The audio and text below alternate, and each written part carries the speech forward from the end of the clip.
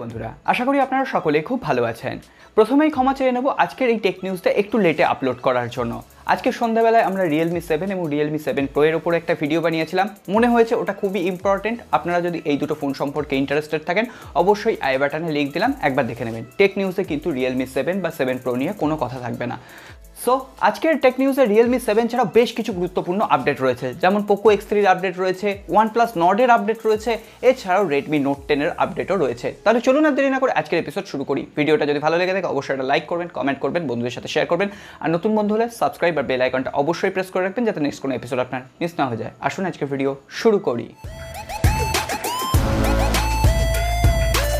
আজকের প্রথম tech news শুরু করবো গতকালের একটা আপডেট দিয়ে।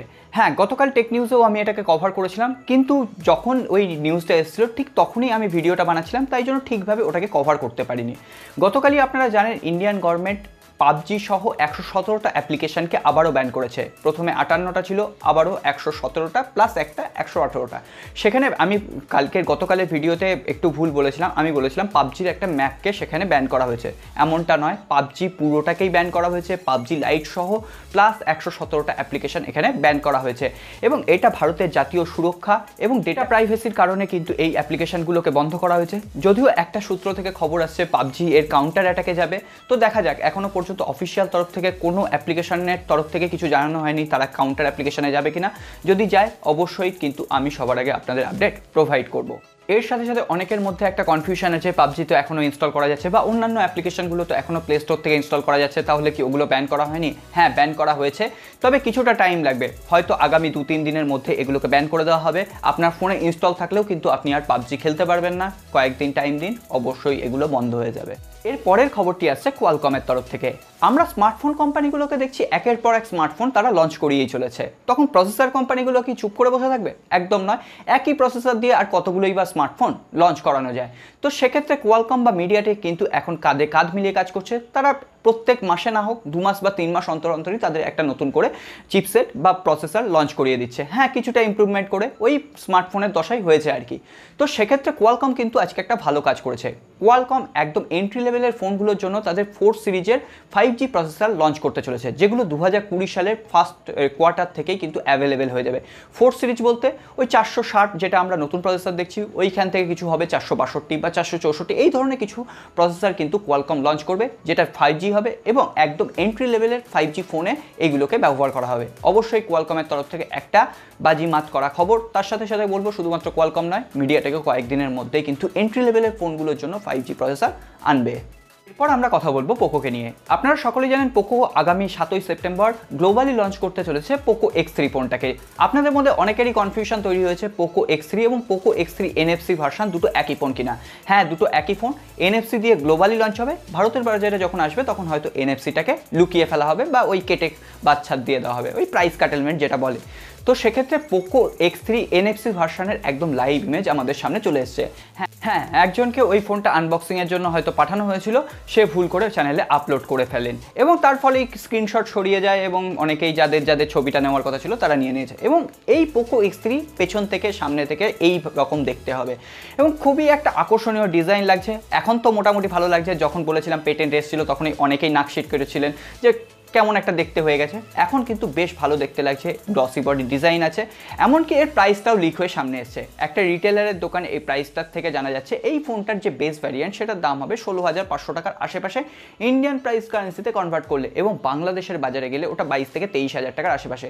এছাড়া এটাও শোনা যাচ্ছে পোকো X3 আরও একটি আপার ভ্যারিয়েন্ট থাকবে, যেখানে নাকি কিছু আপগ্রেডেশন হতে পারে, যেখানে স্পেসিফিকেশনে কিছু আপগ্রেডেশন হতে পারে। এখনও জানা নেই কি আপগ্রেডেশন হবে, তো দেখা যাক। এরপরে ইনফরমেশন পেলে সবার আগে আমি আপনাদের সাথে শেয়ার করব। এরপর আমরা শাওমিকে নিয়ে কথা বলবো। একদিকে রিয়েলমি যখন তাদের Realme 7 সিরিজ লঞ্চ করিয়ে দিল, তাহলে শাওমি বা বাদ যায় কেন? শাওমির প্রধান হাতিয়ার হবে Redmi Note 10 এবং Redmi Note 10 Pro, যেটা কিন্তু এই মাসের মধ্যেই হয়তো ভারতবর্ষের বাজারে লঞ্চ করবে। এমনটাই হওয়ার কথা, কারণ Realme 7 সিরিজ অলরেডি লঞ্চ করে গেছে। বাজারে যে Realme 7 একা খেলে যাবে এটা কখনোই হতে পারে না। তো সেক্ষেত্রে আজকে একটা ছবি সামনে এসছে, পেছনের একটা ক্যামেরা সার্কেলের হাউজিংয়ের ছবি, এছাড়াও একটা ফোনের ডিসপ্লে ছবি সামনে এসছে, যেখান থেকে আন্দাজ করা হচ্ছে এটাই নাকি হবে Redmi Note 10। তো সেক্ষেত্রে বলা হচ্ছে এখানে একটা পাওয়ারফুল চিপসেট ইউজ করা হবে, মিডিয়াটেকের ডায়মেনসিটি 820 যে চিপসেটটা আছে ওটাকে নাকি এখানে ইউজ করা হতে পারে। এছাড়াও রেডমি নোট 10 নোট 10 প্রো নাকি একই সাথে লঞ্চ করবে এবং সেটাই স্বাভাবিক।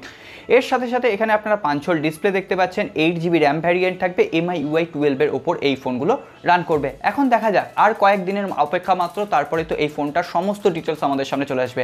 আর আজকের দিনে যে ধরনের লিক্স বা রিউমার্স আসছে এই Realme 7 সম্পর্কে, আমরা মোটামুটি দিন সাতেক আগে সমস্তটা জেনে গেছিলাম, এমনকি দামটাও জেনে গেছিলাম লঞ্চ হওয়ার আগেই। সুতরাং আর বেশি দিন টাইম লাগবে না এসব জানতে।